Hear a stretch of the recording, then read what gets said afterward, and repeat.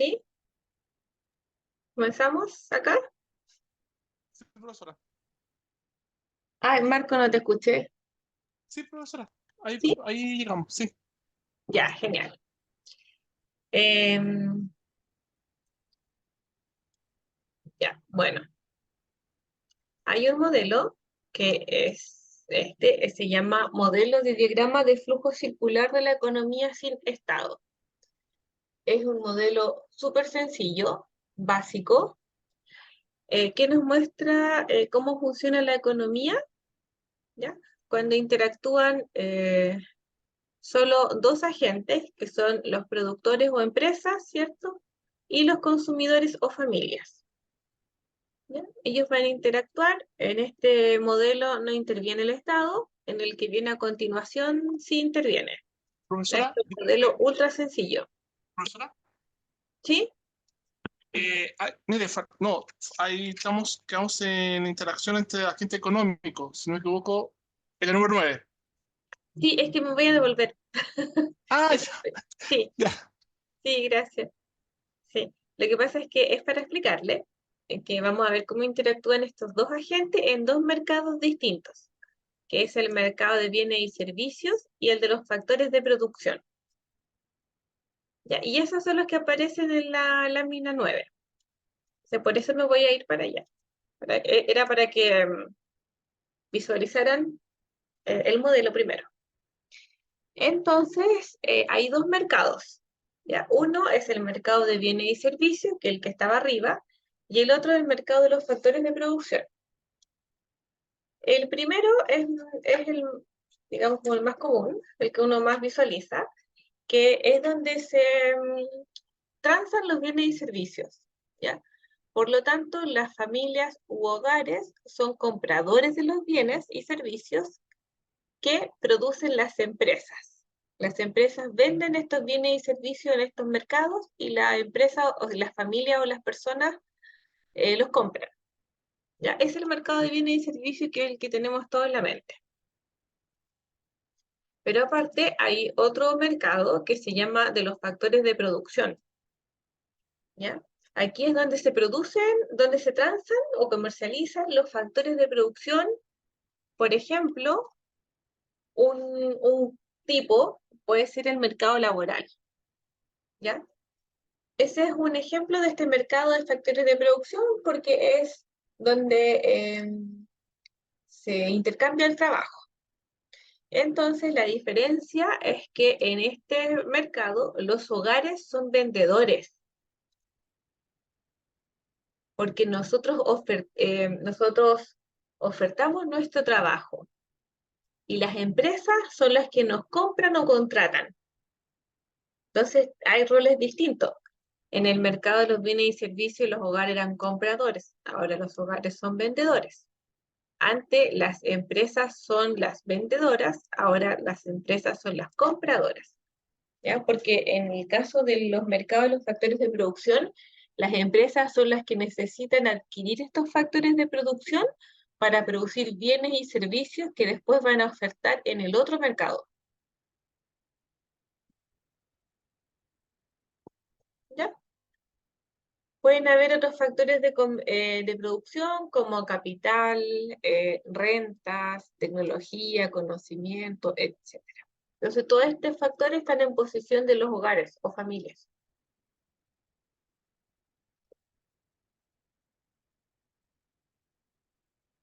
¿Ya? Entonces, esto lo podemos visualizar en el modelo de flujo circular, que explica cómo está organizada la economía y cómo interactúan estos distintos agentes. Entonces, ahí vuelvo a este flujo, este diagrama, y aquí aparecen estos dos mercados y los dos agentes. Aquí hay dos flujos. Hay un flujo en azul oscuro y otro flujo en color, ¿qué color es este? Es como un lavanda, eh, o debe decir fucsia. En este, ¿qué color sería ese? Es como,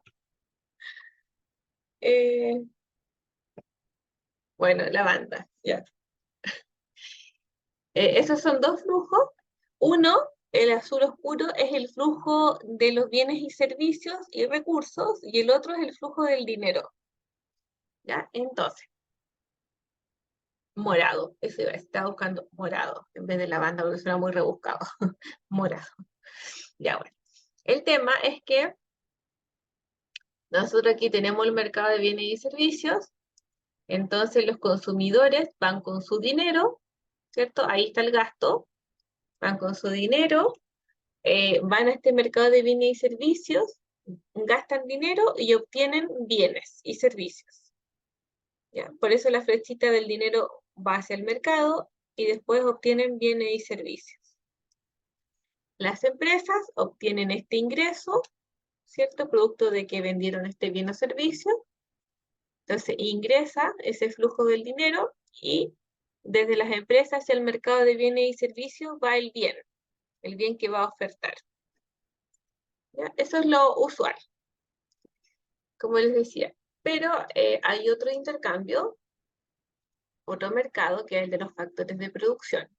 Entonces los consumidores van con sus recursos. Si seguimos con el ejemplo del mercado laboral, vamos nosotros a este mercado, nos contratan las empresas y obtenemos ingresos.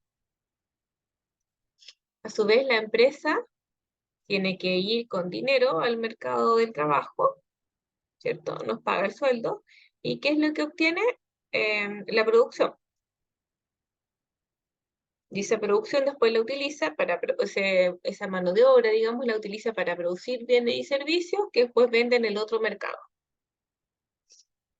Ese es el diagrama de flujo circular de una economía cerrada, porque no aparece el sector externo, y además sin Estado.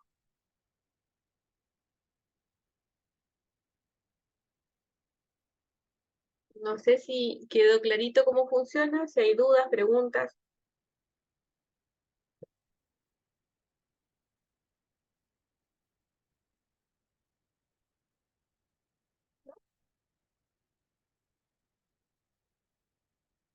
Si nosotros seguimos ampliando este flujo, podemos ir a un flujo en que incorporemos el sector público y el sector externo.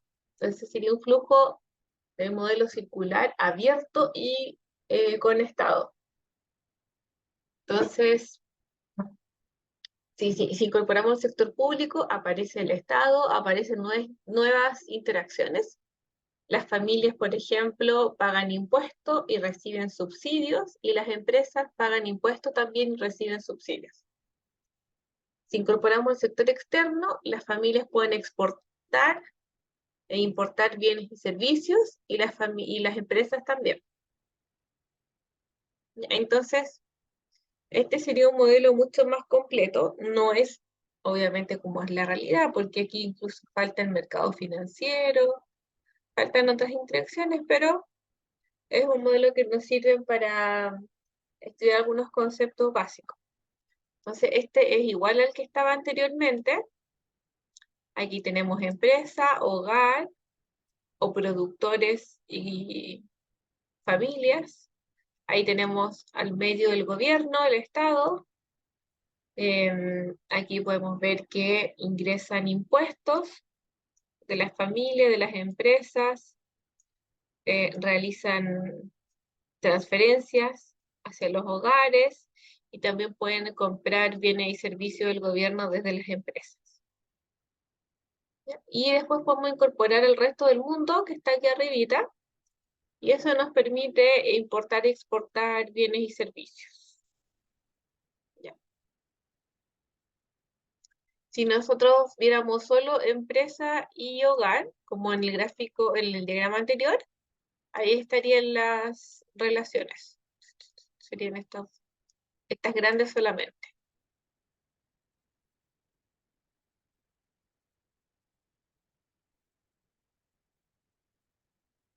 Ya, eso fue lo que me quedó pendiente con respecto a estos diagramas. ¿Alguna duda, pregunta, consulta? Y no, para pasar al siguiente tema.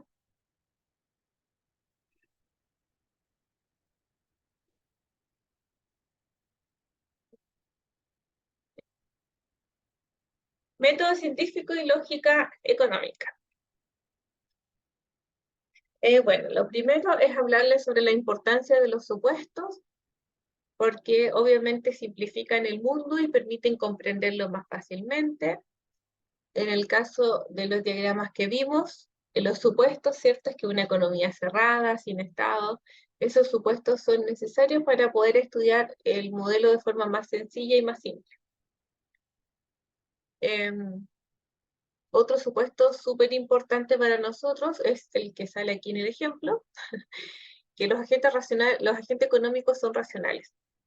Ese supuesto es súper importante porque cuando nosotros, por ejemplo, hablamos de los principios, de la disyuntiva, el costo de oportunidad, todo eso lo consideramos asumiendo este supuesto. ¿Ya? Así que eso. Bueno, podemos desarrollar teorías y modelos, ¿cierto? Lo importante es explicarle que nosotros utilizamos el método científico. ¿Ya? Es así como aquí se presenta el esquema para analizar modelos económicos desde el punto de vista de la economía o la econometría. Y utilizando este método científico, ¿cierto? Que consiste en observar el mundo real, realizar un modelo lógico, después hay un argumento, hay una conclusión, se puede contrarrestar con el mundo real y se puede validar o modificar este modelo. Lo importante es que podemos utilizar el análisis estadístico para la econometría, que es como esta unión entre la economía y la estadística. Y también ahí podemos sacar datos súper interesantes de oferta, de demanda, por ejemplo. ¿Ya? Estudiar el consumidor, el productor, el mercado. Así que también se utiliza harto herramientas de econometría, de estadística. ¿Ya? Eso. Otra cosa importante de mencionar es que hay una diferencia entre economía positiva y normativa.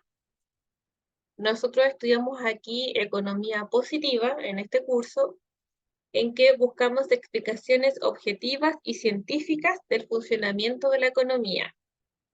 ¿Ya? Se ocupa de lo que es o podría ser en base a un modelo específico. Entonces, esta economía positiva está basada en modelos, en teorías, en leyes. En cambio, la economía normativa ofrece recomendaciones para la acción basadas en juicios de valor personales y se ocupa de lo que debería ser. La economía normativa subjetiva, ¿cierto?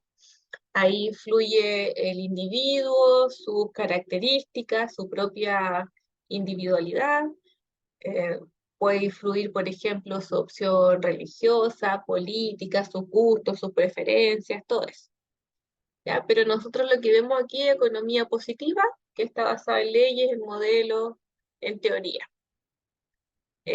La idea es que nosotros veamos esta economía positiva y después ustedes lo apliquen a través de la economía normativa. ¿Ya? A ver, algunos ejemplos de economía positiva. Puede ser estudiar, por ejemplo, dice, ¿cuál es el efecto de los computadores sobre la productividad? Nosotros eso lo podemos responder en forma objetiva, ¿cierto? Podemos analizar eso. Sabemos que cuando tenemos mejoras tecnológicas, la productividad es mejor, etc. Distinto es algunos ejemplos aquí de economía normativa, por ejemplo, la primera pregunta dice, ¿debe exigirse a las personas pobres que trabajen si van a obtener ayuda del Estado? Eso es algo subjetivo, ¿cierto? Alguien lo puede responder, pero desde su propia opinión, y eso nosotros no podemos refutar esa opinión porque está basada en lo que el individuo opina. Lo mismo la pregunta de abajo que dice, ¿debe elevarse el desempleo para asegurar la inflación, para asegurar que la inflación no aumente con demasiada rapidez? Que está basada en el principio número 10, que decía que a corto plazo había esta disyuntiva entre inflación y desempleo. Entonces, aquí nos dice, ¿debe elevarse el desempleo para bajar la inflación? Entonces, alguien puede decir sí, alguien puede decir no y justificar. ¿Quedó claro eso? Entonces nosotros aquí, como pasamos a economía positiva, esa es la que evaluamos también.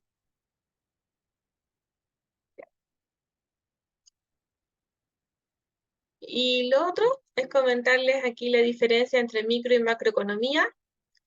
La microeconomía centra su análisis en el comportamiento de las pequeñas unidades de decisión, como pueden ser hogares, empresas, analizan cómo toman decisiones y cómo interactúan en distintos mercados. Entonces podemos estudiar el mercado, por ejemplo, de los automóviles, mercado de las manzanas, de las peras, no sé. Son pequeñas unidades de decisión que analizamos en microeconomía. En cambio, en la macroeconomía se estudia el funcionamiento global de la economía. Entonces podemos estudiar temas de desempleo, crecimiento, inflación, balanza de pagos, tipo de cambio, tasa de interés, etcétera, etcétera. ¿Ya?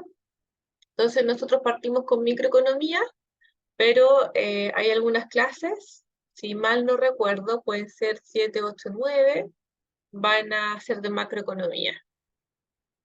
Ahí se van a dar cuenta al tiro de que estamos en macroeconomía porque vamos a ver, como les decía, temas de crecimiento, desempleo, inflación.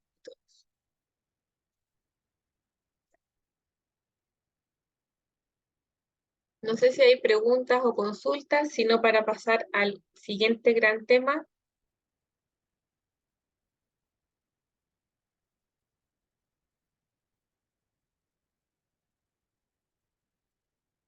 Eh, de más está decirle que pueden encender su micrófono o escribir en el chat. Yo voy a tratar de estar atenta. La idea es que participen también porque una de las puntos negativos de estar online es que estamos todos con cámaras apagadas, entonces no puedo ver si es que tienen dudas o si es que están claros. Así que ustedes me tienen que ir indicando. Si necesitan que explique de nuevo, no hay problema, se explica de nuevo, así que con total confianza. Ya la idea es que, como les comentaba, que utilicen la clase para sacarle el mayor provecho y quede todo clarito.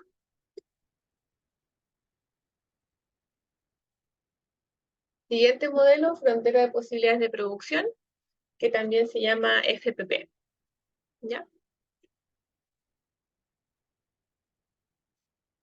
Este modelo muestra distintas combinaciones de bienes y servicios que se pueden producir en una economía con los factores y tecnologías disponibles. ¿Ya?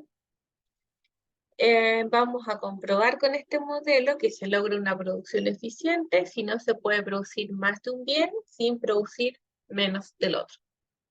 Esa es como la gran conclusión que vamos a sacar de este modelo. Hay algunas ideas básicas que vamos a analizar, como temas de eficiencia, ineficiencia, pleno empleo de recursos de producción, el tema de los recursos escasos, de esta disyuntiva, ¿cierto? Que vimos en los principios económicos, tema de escasez, costo de oportunidad, y vamos a ver crecimiento y retroceso económico. Ya todos esos conceptos se visualizan en este modelo. Para estudiarlo necesitamos Profe, tres supuestos, ¿sí? en este modelo cuando uno presenta como los casos, ¿esos casos son como limitados o uno puede presentar un montón de casos? Porque, por ejemplo, en el gráfico que muestran hay como 5 casos, pero ¿existe como un límite de eso? ¿O podemos presentar hasta 10 casos de diferencia? No sé, ¿a qué te refieres con casos? Es que dice que, no sé, yo dedico más bienes el ejemplo es con los autos y los computadores. Ah, pero todavía no llegamos ahí, po. Ah, No, pero espérame, es que déjame explicar primero el modelo, porque los demás compañeros están súper perdidos, como no lo he presentado aún. ¿Te parece? bueno, profe. Ya, déjame avanzar un poquito y ahí me preguntas bien para que los demás alumnos también nos sigan. Ya. Bueno, este modelo considera tres supuestos. que la economía solo produce dos bienes, ¿ya? Es súper eh, básico, pero lo necesitamos para poder graficar, porque vamos a graficar la producción de un bien en un eje y la producción del otro bien en el otro eje.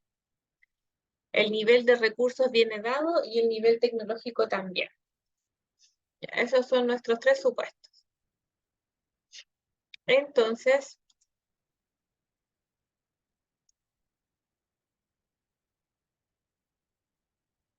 estamos con la pizarra.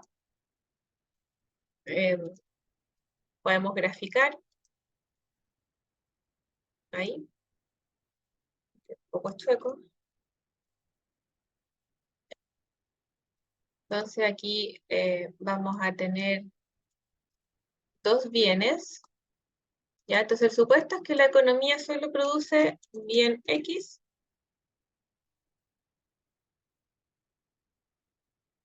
y bien Y. Si queremos seguir ahí el ejemplo de la PPT, dice lavadoras y refrigeradores.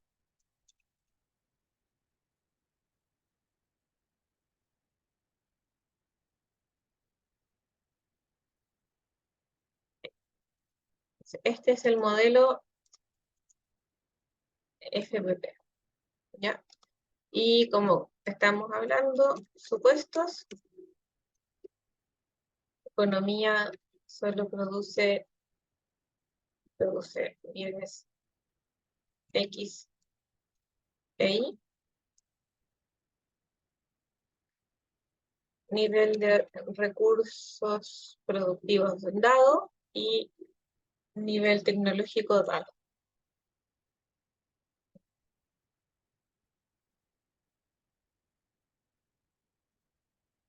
Estos dos últimos supuestos, bueno, los primeros obvio porque se utilizan para graficar, los dos últimos se utilizan porque si cambian algunos de estos elementos como los recursos o la tecnología, el modelo me cambia. ¿Ya? Entonces, si yo utilizo todos mis recursos en producir solo bienes X, puedo producir, por ejemplo, ese nivel. Si utilizo todo para producir Y, podría producir este otro, y podría producir una combinación de ellos. Entonces, nuestro gráfico nos queda más o menos así. Entonces, por ejemplo, si yo dedico todos mis recursos, toda mi tecnología a producir lavadoras, podría producir un máximo de 25. Y si, el 5, ahí. Y si utilizo todo mi recurso y tecnología a producir solo refrigeradores, podría producir 15. Esos son los extremos. Pero aparte podría producir combinaciones entre ellos. ¿Ya? Entonces, por ejemplo, podría producir esta combinación, de que puede ser 10 y 15. ¿Ya? Y ahí todas las otras combinaciones. Entonces, todas estas combinaciones que están aquí, que están a lo largo de esta frontera, se dicen que son combinaciones posibles de producir, posibles y eficientes. ¿Ya?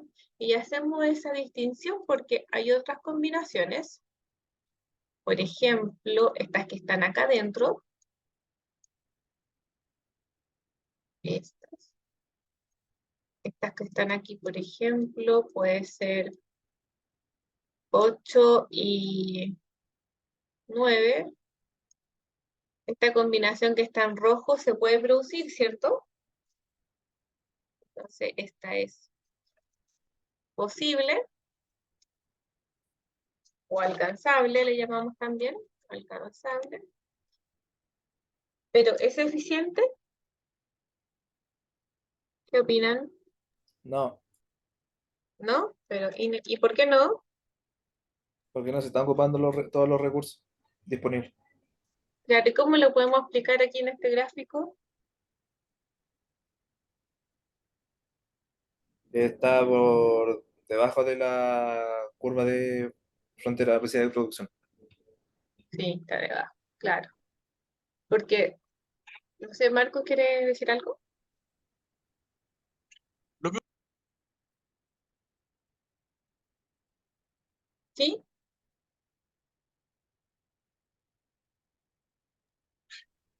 sí, que está bajo la curva de producción. Ujú. Claro, entonces es ineficiente.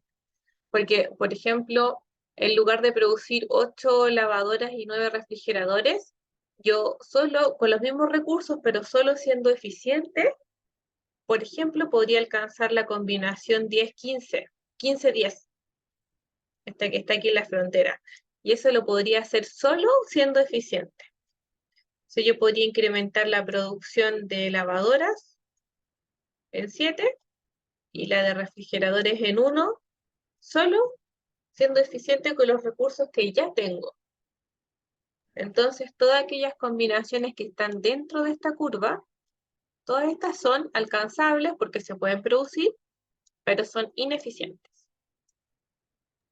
Profe, ¿Sí? y si tomáramos dentro de estas como producciones un 25-0, 25 lavadoras y 0 refrigeradores, ¿eso sigue manteniéndose dentro de la curva del modelo, pero no sería ineficiente? Aquí, Sí, esa también es eficiente. Son todas estas eficientes. Todas esas son eficientes. Lo que pasa es que la eficiencia, cuando algo es eficiente es porque no puedes producir más con lo mismo, estás como utilizando todo a tu 100%. Que distinto sería el caso que, por ejemplo, estuviera aquí. Ese es ineficiente.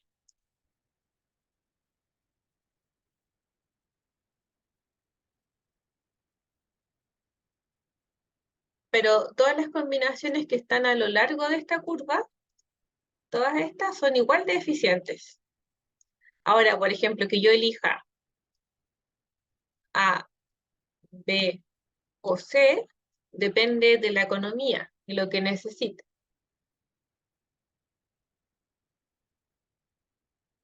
¿Ya? Y aquellas combinaciones que están lejos, afuera de la curva, son inalcanzables. Inalcanzables. Lo he puesto en verde. Inalcanzables. Son inalcanzables con los recursos y la tecnología que tengo actualmente.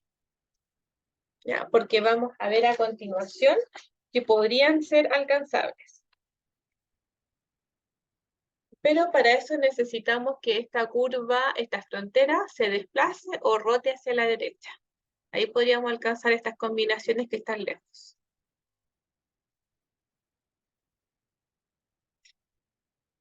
¿Dudas, preguntas con este modelo?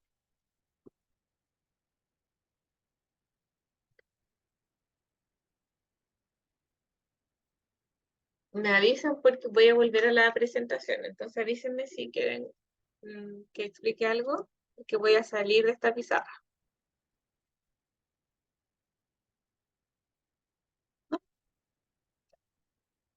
Oh, eh, ya está acá. Eso es lo que está ahí explicado. Ya. Entonces, aquí, por ejemplo, tenemos un gráfico en que la frontera inicial es la celeste. ¿Ya?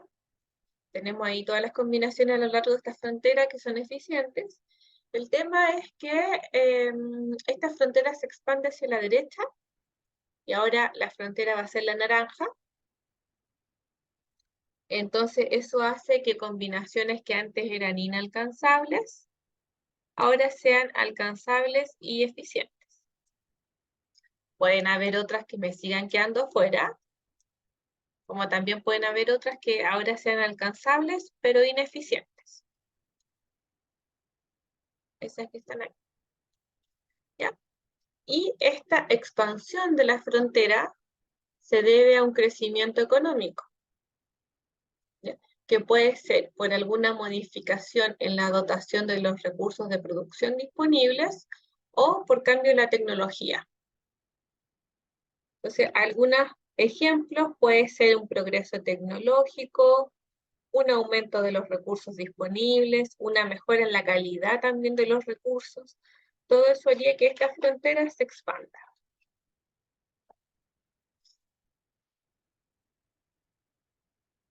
¿Ya? Pero puede suceder lo contrario y que se contraiga. Entonces puede ser de que originalmente la curva sea la naranja y se contraiga, se desplace hacia la izquierda hasta la celeste o azul. A eso se le llama un retroceso económico. Entonces eso hace que combinaciones, por ejemplo, que antes eran alcanzables, ¿sí?, ahora ya no lo son. Y eso también es debido a la modificación, ya sea de los recursos de producción o de la tecnología. Algunos ejemplos puede ser la caída del tamaño de la población, la disminución en la eficiencia del trabajo, una catástrofe, una guerra, etc.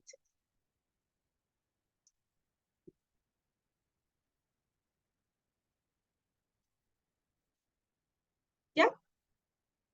¿Dudas, preguntas? ¿Hasta aquí?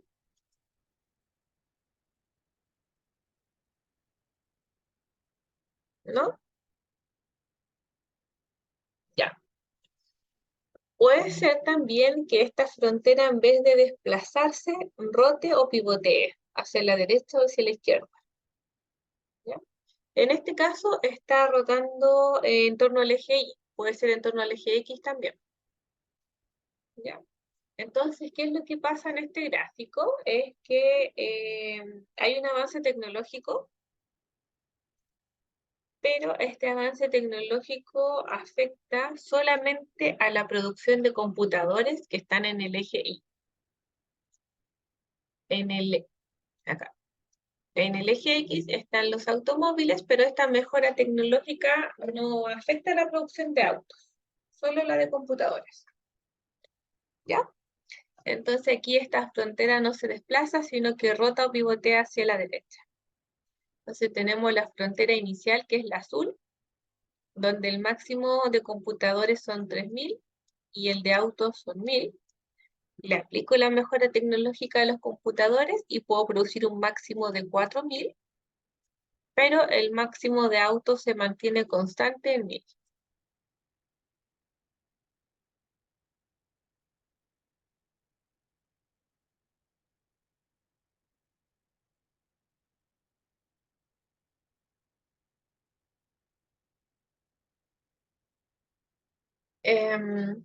Supongamos que estamos en la combinación A. Esa es la inicial, ¿ya? En A, que se producen 2000 computadores y 700 autos. ¿Ya? Ahí. Entonces le aplicamos la mejora tecnológica y podríamos pasar de A hasta E. Entonces en E se aumentan en 100 los computadores, ¿cierto? Ahí, 100. Y se aumentan en 50 los automóviles. 50. Ya. Entonces, la pregunta es, bueno, el hecho de que se incrementen los computadores es obvio porque hay una mejora tecnológica, pero ¿por qué se incrementa la producción de autos si la mejora tecnológica no aplica ese bien?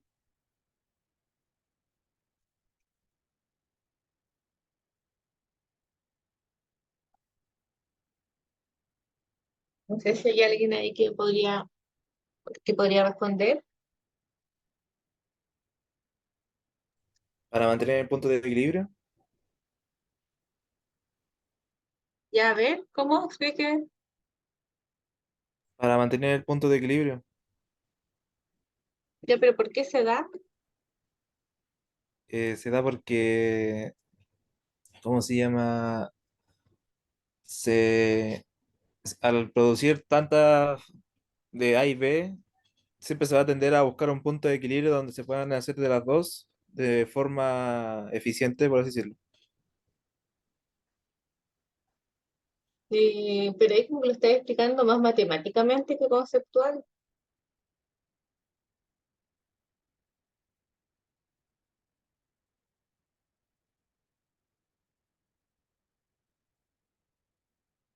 No sé si alguien puede complementar la razón, la justificación de por qué se incrementa la producción de autos, siendo que hay una mejora tecnológica solo para los computadores,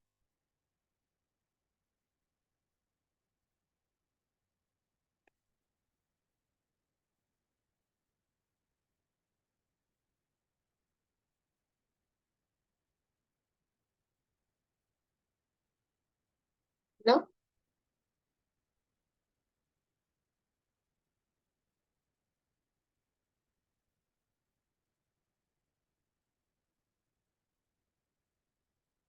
Tiene que ver con un tema de la eficiencia de los recursos, ¿ya? Que al aplicar esta mejora tecnológica en la producción de un bien, hace que yo pueda producir este bien de forma más eficiente, que puedo utilizar menos recursos que puedo liberar para la producción del otro bien que no estoy aplicando el avance tecnológico.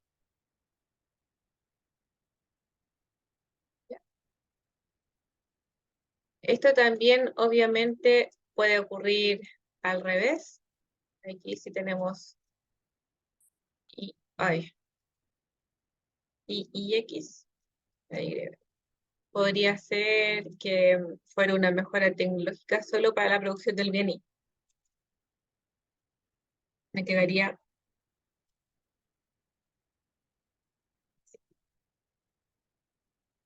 ¿ya? No sé si se entendió, si hay dudas, preguntas. Ahora no sé si el compañero, el alumno puede hacer la pregunta que estaba haciendo inicialmente. Ya entendí, profe. Gracias. ¿Sí? ¿Cuál Sí, era? esa tenía que ver con el hecho de, por ejemplo, los puntos A y E. Si estos tenían como infinitas posibilidades, por así decirlo, y era el hecho de que, o sea, es que yo puedo tomar cualquier punto dentro de esa curva. Claro, Ya, podría pasar gracias. de aquí, sí, a cualquier punto.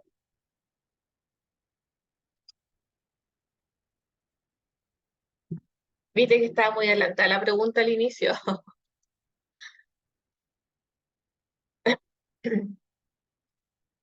Si no hay más dudas, seguimos con otro concepto importante que es el costo de oportunidad, que se puede ver reflejado en este modelo. ¿Recuerdan cuál es el concepto? ¿Cómo definimos costo de oportunidad cuando estábamos viendo los principios? La clase anterior, el día martes.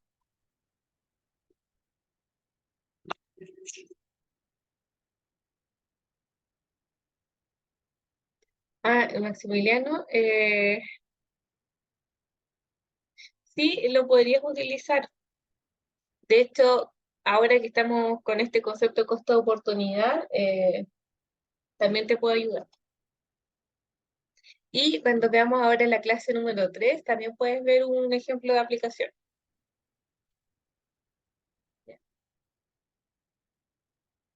¿Cuál es el concepto de costo de oportunidad? ¿Se acuerdan? La alternativa desaprovechada de mayor valor. De mayor valor, sí. Sí, eso es lo que nosotros habíamos visto y todo eso. En este caso estamos produciendo.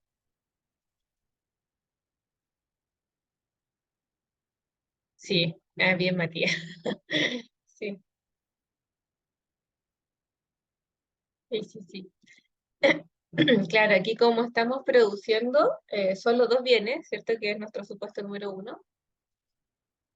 Cuando nosotros producimos un bien X, el costo de oportunidad es dejar de producir bien Y, ¿ya? Porque las alternativas son produzco X o Y. Entonces, esa es la alternativa desaprovechada de mayor valor, es dejar de producir el otro bien, ¿ya? Bueno, Ahí corrijan ese costo de oportunidad. Entonces, si nosotros, por ejemplo, estamos en el punto A, acá arriba, estamos produciendo 0x y 50y. Entonces, si queremos pasar de A hasta B, ahí lo que estamos haciendo es incrementando x en una unidad. ¿Cuál es el costo de oportunidad de aumentar la producción de x? Si estoy siendo eficiente, dejar de producir 5 de y. Porque acuérdense que todas estas combinaciones A, B, C, D, E, F, todas estas están a lo largo de la curva, por lo tanto son todas combinaciones eficientes.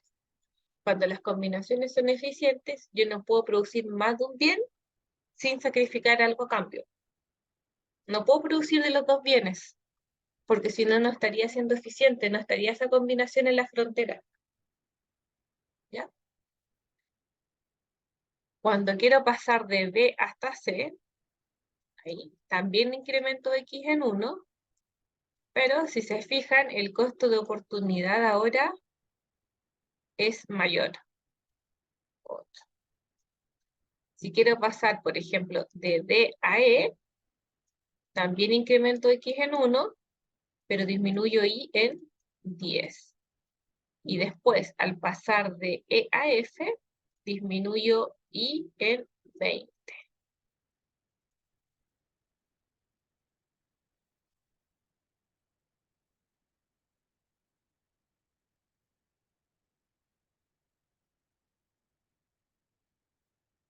Este costo de oportunidad se define como menos delta y dividido en delta x. ¿Ya? Por ejemplo, para pasar de A a B, sería menos 45 menos 50, ¿cierto? Dividido en 1 menos 0. Entonces, para que nos quede positivo, le agregamos el signo negativo. Y este costo de oportunidad indica cuántas unidades del bien Y debemos renunciar para producir una unidad adicional de X. Y lo otro importante es que está asociado a la pendiente. Las pendientes de esta curva, que es cóncava, ¿cierto? Va cambiando a lo largo. Ahí tenemos unas pendientes, aquí tenemos otra pendiente. Y eso hace que este costo de oportunidad sea creciente. ¿Ya? Cuanto más tratamos de producir de cualquiera de los dos bienes, menos productivos son los recursos adicionales que se usan para producir esos bienes. Y este costo de oportunidad creciente es lo que le da la forma a esta frontera de posibilidades de producción. ¿Ya?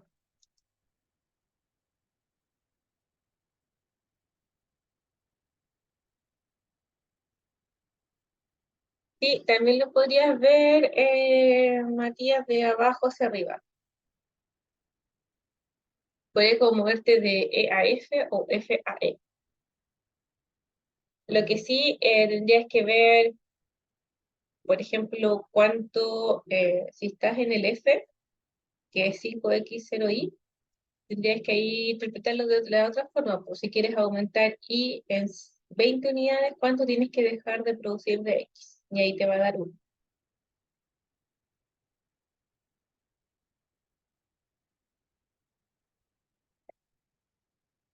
¿Dudas? ¿Otra duda, pregunta? Profe, no me refería a eso. Me refería a, al menos, por ejemplo, los puntos que están debajo de la curva, que representan ineficiencia y también los puntos que pueden ser alcanzables. ¿Aquí? Sí, Ya, por ejemplo, esta combinación, M. Ya. ¿Y ahí cuál es la pregunta? si uno puede traspapelar la idea de costo-oportunidad. Al pasar de M, por ejemplo, a D, Sí, si supongamos que estamos en M y queremos pasar a D. Ahí. ¿Cuál es el costo de oportunidad de pasar de M hasta D? ninguno, Ninguno. ¿Por qué? porque no se deja producir ningún bien. Claro, no hay. Exacto, porque estás aumentando X en 2 y estás aumentando Y en 10. Como estás aumentando de ambos, no hay nada que sacrificar. Lo único que estás haciendo es, al pasar de M hasta D, es ocupar eficientemente los recursos que tenías anteriormente.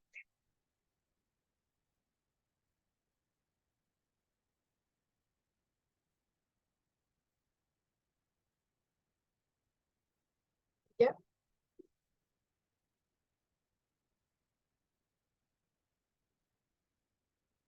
Muchas gracias, profe. Ya, sí, no te entendí eso en el chat.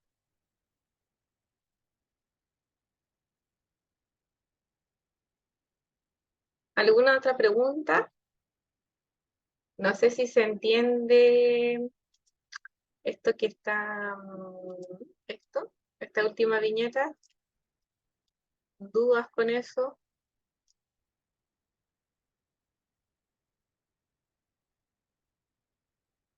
Y no para pasar a la clase 3.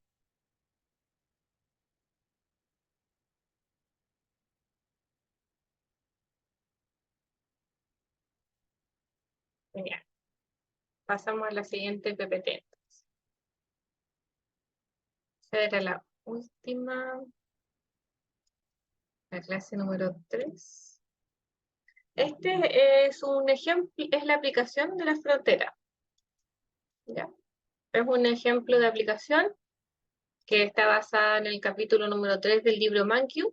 En ese libro, no recuerdo si es el mismo ejemplo con los mismos números o un ejemplo igual, pero con otros números. ¿Ya? Si quieren, ahí pueden revisarlo también. Bueno. Dice que un campesino y un ganadero se dedican a la producción de papas y carne según la disponibilidad y uso del tiempo, asumiendo que cada uno de ellos trabaja una jornada de 8 horas al día. Se muestra la tabla o la velocidad de producción de uno u otro bien para cada individuo. Ya entonces, lo primero que nos entregan como anunciado es la tabla 1.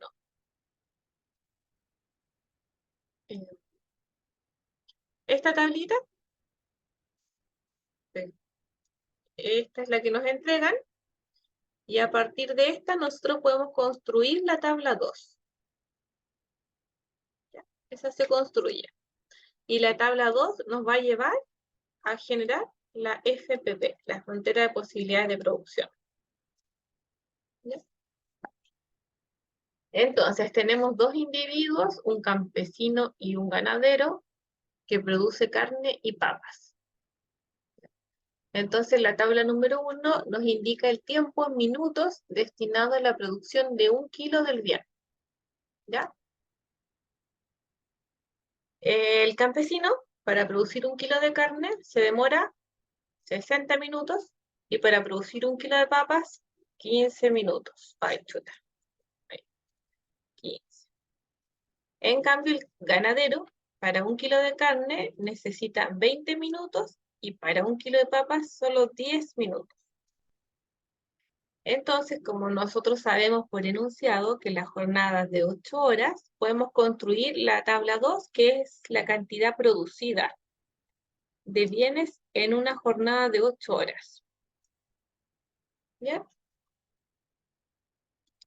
Entonces, si el campesino se demora 60 minutos para 1 kilo de carne, en 8 horas, ¿cuánto podría producir de carne? 8 kilos. Esto está en kilos.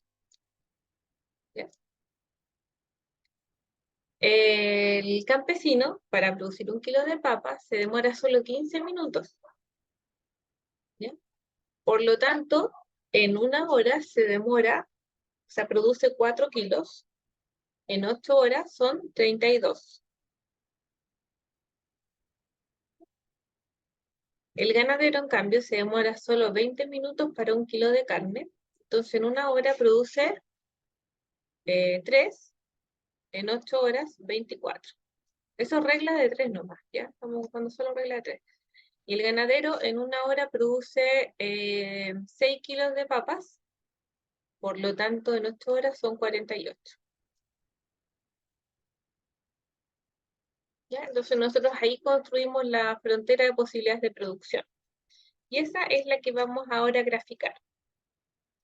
¿Hay alguna duda? Por favor, pregunten todo lo que quieran, porque esta es la última clase que vemos frontera.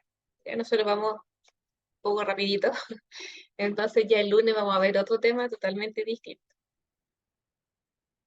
Así que la idea es que les quede súper clarito, que pregunten todo lo que quieran.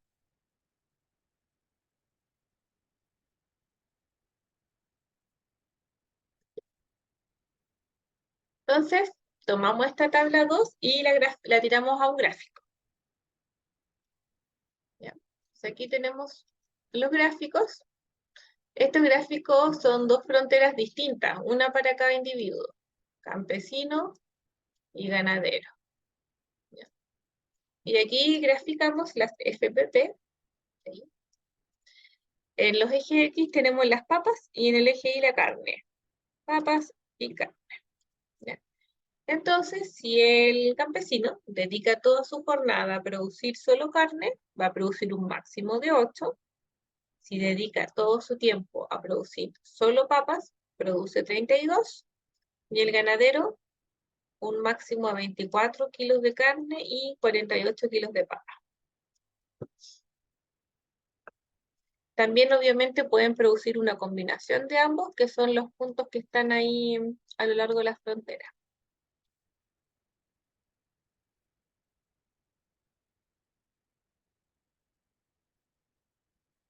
¿Ya? Un tema importante es lo que sale mencionado aquí en la lámina, porque nosotros cuando presentamos el modelo dijimos que era una función cóncava, ¿cierto? Aquí tiene X y tenía una forma así. En este caso, sin embargo, es lineal. ¿Ya? Y eso es porque las tasas de producción o los costos de oportunidad también son constantes. Los costos de oportunidad es la pendiente de la curva. Entonces aquí en el ejemplo es constante, en cambio en el modelo que nosotros vimos, estas pendientes iban cambiando. ¿Ya? Y eso ocurre porque en este caso, por ejemplo, para producir 1 kilo de carne, el campesino necesita 60 minutos. Eso independiente si el primero o el quinto kilo de carne. Siempre necesita 60 minutos. En cambio, en el gráfico que es cóncavo es distinto. ¿Ya? Entonces, esto es una excepción.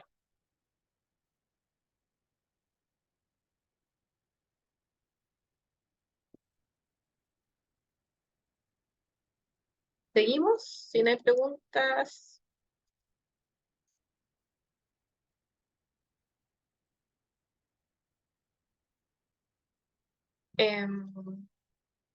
Bueno, dice, al no existir comercio entre los dos individuos, como supuesto, ¿cierto? La función de producción también será la función de consumo, ¿ya? Porque cuando no hay producción, cada uno de los agentes, campesino y ganadero, consumen lo que producen. ¿Ya? Pero nosotros podríamos hacer que estos individuos comercialicen entre sí. ¿Ya? Y vamos a comprobar un principio económico que decía que el comercio mejora el bienestar de todos, porque permite a cada uno especializarse en lo que mejor sabe hacer. Ese era uno de los principios.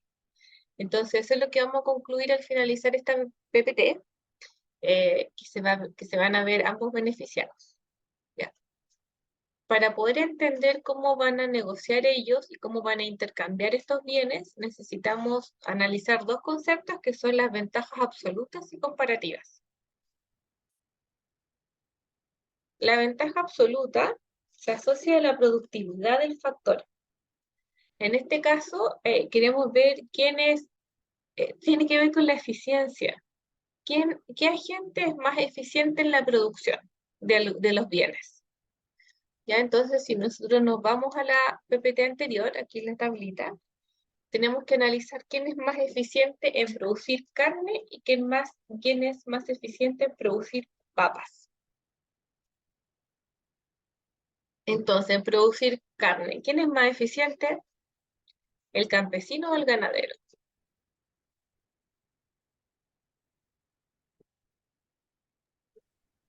El campesino. No, O sea, no el ganadero. el ganadero, ¿cierto? Porque se demora menos tiempo en producir 1 kilo. El ganadero entonces tiene la ventaja absoluta en la producción de carne. ¿Y en la producción de papas?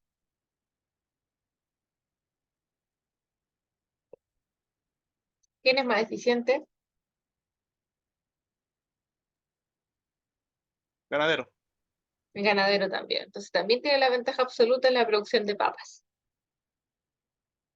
¿Ya?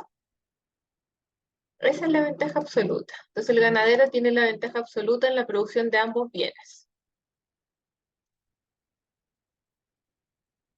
¿Ya?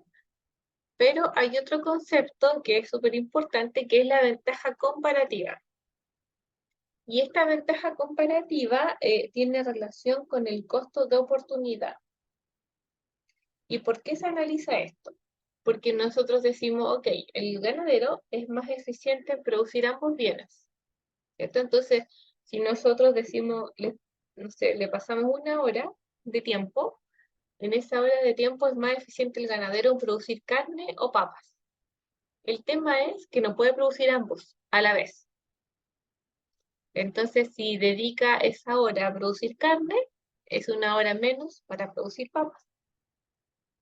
¿Ya? Entonces, para analizar a qué se va a dedicar finalmente el ganadero, necesitamos introducir el concepto de ventaja comparativa, que tiene asociado el costo de oportunidad, que es considerar lo que yo estoy sacrificando al producir más de un bien y menos del otro, ¿cierto? Entonces necesito construir esta tabla número 4 que sale acá, que es la matriz de costo de oportunidad. ¿Ya? Y esta matriz se confecciona a partir de estas iniciales. Entonces yo aquí la voy a construir para que sepan, para que aprendamos a hacerlo. Porque necesitamos ir viendo estos datos. ¿Ya? Entonces, aquí la matriz, a ver, perdón, aquí es el costo de oportunidad. Entonces, aquí vamos a tener campesino,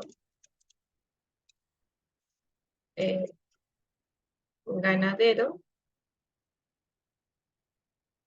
y aquí vamos a tener 1 kilogramo de carne y 1 kilogramo de papa. Entonces ahí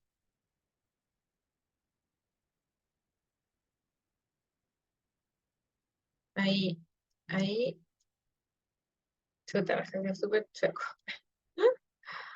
Ah, bueno, no, este me quedó horrible. Ya, pero ahí.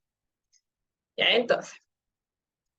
Cuesta un poco aquí escribir con el mouse, así que ya, pues entonces tenemos que construir esta matriz de costo de oportunidad. Entonces, campesino. ¿Qué pasa si el campesino decide producir 1 kilo de carne? ¿Cuánto necesita en tiempo para 1 kilo de carne? 60 minutos, ¿cierto? Entonces, ¿cuál es el sacrificio de dedicar estos 60 minutos a producir carne? ¿Cuál es el costo de oportunidad? Es dejar de producir Papa. papas. 4 kilos de papa. Papas. ¿4 kilos? Sí, ¿cierto? Pues estoy con el 4 kilos de papa. Claro, son 4 kilos porque si, para producir 1 kilo de carne necesita 60 minutos, son 60 minutos menos para las papas, y para producir 1 kilo de papa necesito 15 minutos. Por lo tanto, en esa hora, en esos 60 minutos, dejo de producir 4 kilos de papa. ¿Ya? Ahora, si el ganadero quiere producir 1 kilo de carne, necesita 20 minutos, ¿cierto? Entonces son 20 minutos menos para producir papas. ¿Cuánto sacrifica al producir 1 kilo de carne? 2 kilos de papa. 2 kilos. Aquí, 2 kilogramos de papas. No sé si están siguiendo todos, si hay dudas, preguntas. Esto es súper importante. Bueno, lo más importante lo del costo de oportunidad.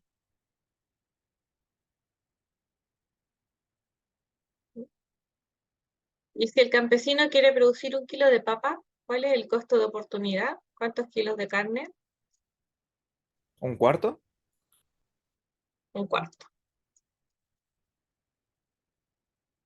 kilo de carne.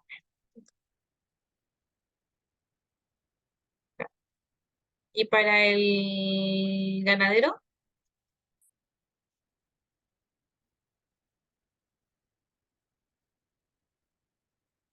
¿Cuántos kilos de carne? El costo de oportunidad de producir 1 kilo de papa. Un quinto. ¿Cuánto? Medio. Medio. Sí, porque necesita solo 10 minutos para 1 kilo de papa. Entonces eso le cuesta medio kilo de carne.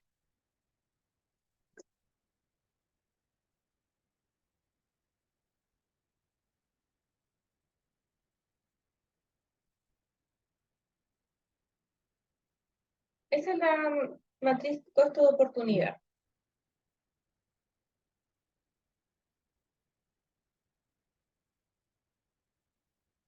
No sé si hay alguna pregunta.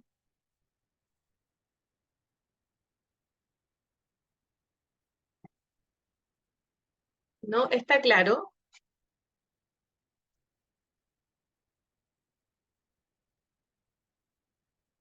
¿Sí? Sí, Supongo. profesor. ¿Sí? ¿De verdad? Ya. Bueno, aquí está la matriz más bonita. Ahí está graficada. O sea, escrita. Si alguien tiene dudas, por favor, pregúntenme ahora, porque vamos a seguir.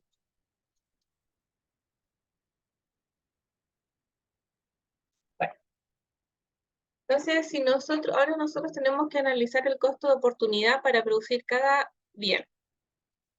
Entonces, analizamos para producir el kilo de carne. ¿Quién es el que tiene un menor costo de oportunidad?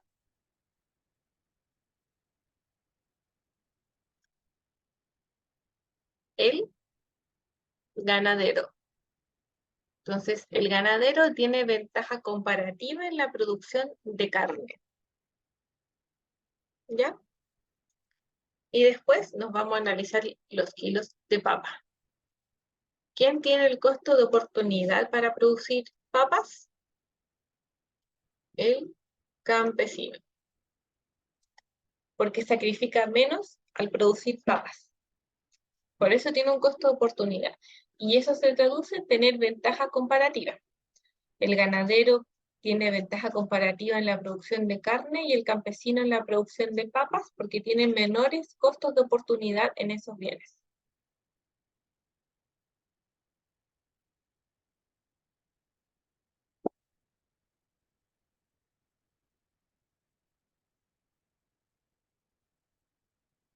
¿Ya?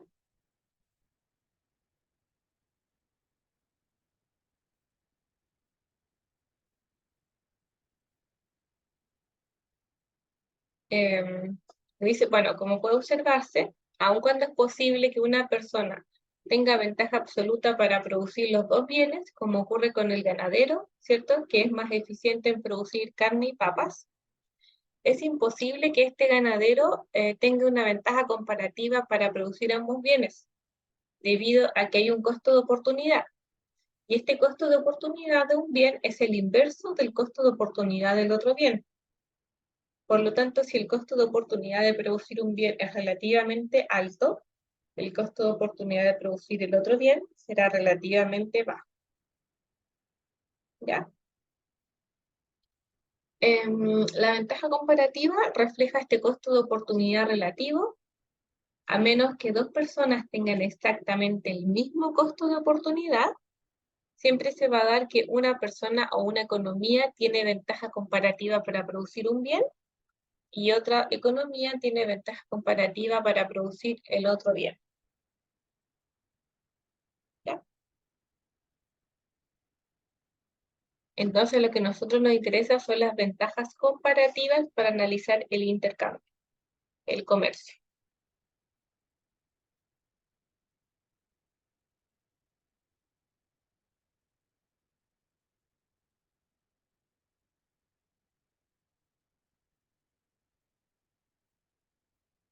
Si ellos deciden comercializar, como un ganadero tiene la ventaja comparativa en la carne, es el ganadero el que se va a especializar en la producción de carne. Y el campesino se va a especializar en la producción de papas porque es donde él tiene ventaja comparativa. ¿Ya? Entonces, supongamos, este es un supuesto, que vamos a tener estas combinaciones.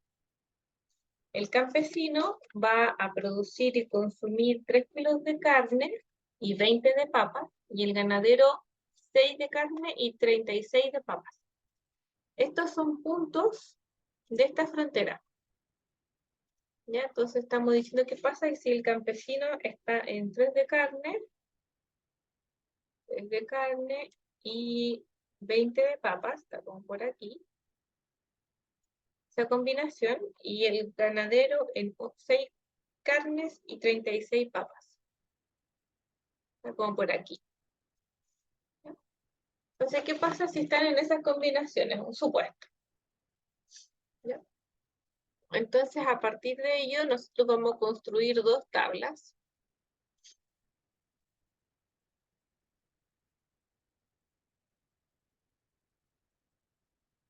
Que son estas. Entonces, tenemos la primera, es una situación sin comercio, y la segunda es con comercio. Tenemos campesino ganadero en ambas, y tenemos producción y consumo. En ambas, producción y consumo.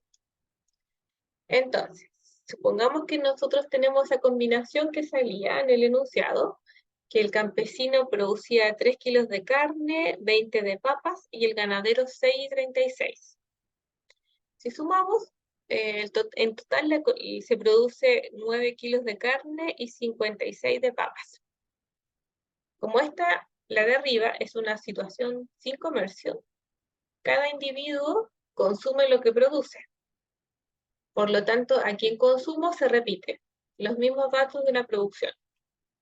¿Ya? Ahora vamos a la tabla de abajo, que es la interesante. ¿Qué pasa si ahora pueden comercializar entre ellos? Entonces, el ideal es que el ganadero se especialice en carne, aquí se especializa en carne, y el campesino en papas. Entonces, la idea es que ellos produzcan más de esos bienes y después intercambien. ¿Ya? Entonces, ¿qué pasa si el ganadero, en lugar de producir 6 kilos de carne, produce 7? ¿Ya? Entonces ahí nos vamos a las tablas iniciales y tenemos que determinar cuántas papas va a producir. Este es un signo de interrogación. ¿Ya? Tenemos que determinar ese 34. Entonces decimos, claro, el ganadero se va a especializar en carne, supongamos que produce 1 kilo más, 7. Si produce 7 kilos de carne, ¿cuántas horas son? Necesita 20 minutos para 1 kilo. Son 20 minutos más, 20 minutos menos de papa, Entonces son 2 kilos menos de papa. Por lo tanto, son en lugar de 36, 34 kilos de papa. No sé si me van siguiendo, por favor, díganme. O bueno, yo sé que es un poquito enredado, pero ¿me siguen o no me siguen? Yo sí, profe, no sé si los demás Eso, hable por tienen usted alguna nomás, duda. pero los demás hablarán por ellos. ¿Sí? Bueno, si nadie se queja, asumo. Ya, pues entonces tenemos 7,34. Entonces después vamos con el campesino. ¿Qué pasa si el campesino se especializa en papas? Entonces, en lugar de producir 20, produce ahora 24. ¿Cuántos kilos de carne produciría? Entonces tenemos que ir a nuestra tablita. Estamos incrementando 4 kilos de papa. Es 1 hora en total. 1 hora menos para carne. 1 kilo menos de carne. Entonces me quedan en 2. ¿Ya? Ahí completamos la tablita de producción. Esta tablita. Ahí como podemos ver, cuando sumamos, la economía produce 9 kilos de carne y 58 de papas, que es una situación mejor que antes, porque antes solo se producían 56 kilos de papas. Estamos incrementando todo el consumo de papas. Bien. Entonces, una vez que producen, van a comercializar, intercambiar bienes. Entonces, el ganadero va a pasar carne para arriba y el campesino va a pasar papas hacia abajo. ¿Ya? Vamos a comercializar. Entonces, supongamos que el ganadero le pasa 1 kilo de carne al campesino. Entonces va a quedar él con 6 y el campesino con 3. Y el campesino le pasa 3 kilos de papas, queda con 21 y el otro queda con 37. Entonces ahí también se consume 9 kilos de carne y 58 de papas, que es una situación mejor que si no hubiera comercio. ¿Ya? Porque permite que ambos consuman más, en este caso, de papas. Puede ser que consuman más de ambos bienes o más de uno, ¿ya? En este caso, consumen solamente más kilos de papas, pero de todas formas, si nosotros nos vamos aquí a la frontera, a ver, aquí, estamos consumiendo una combinación que está más a la derecha de la frontera. Por lo tanto, estamos consumiendo niveles que son inalcanzables de producir para estos individuos. ¿Ya? Entonces comprobamos que el comercio efectivamente permite un mayor consumo. ¿Ya? Porque, como dijimos, eh, permite que cada individuo se especialice en lo que mejor sabe hacer, que se traduce en aquel bien que tiene una ventaja comparativa, es decir, un menor costo de oportunidad. Ya.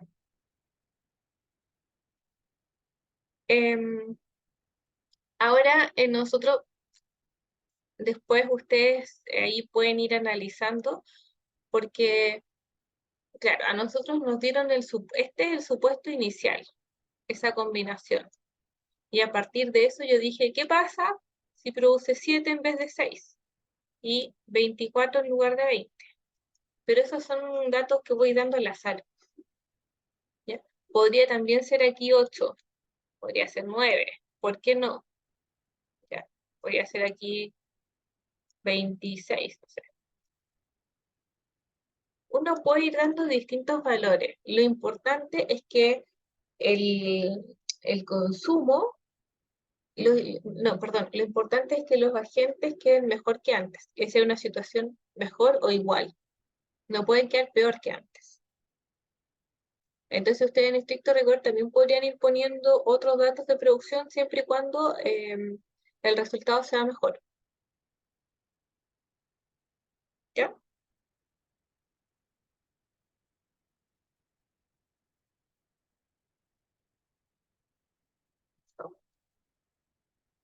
¿Dudas, preguntas?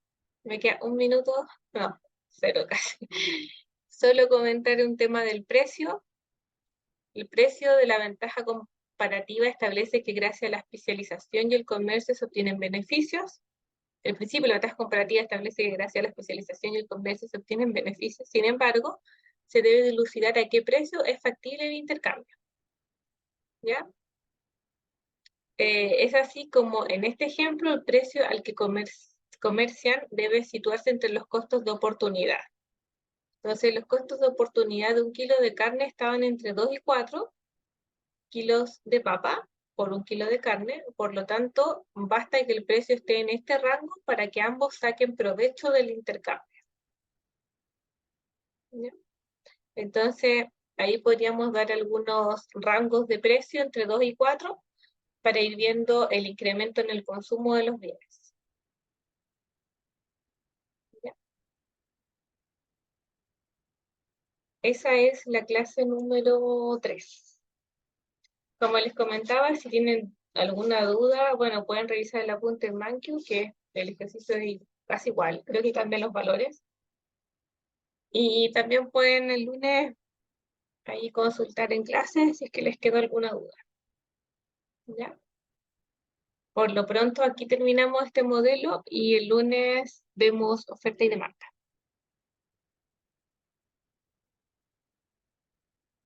¿Alguna pregunta, duda antes de terminar?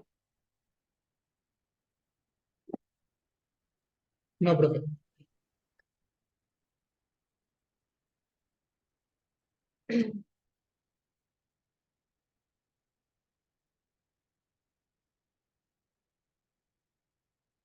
Nos vemos el lunes.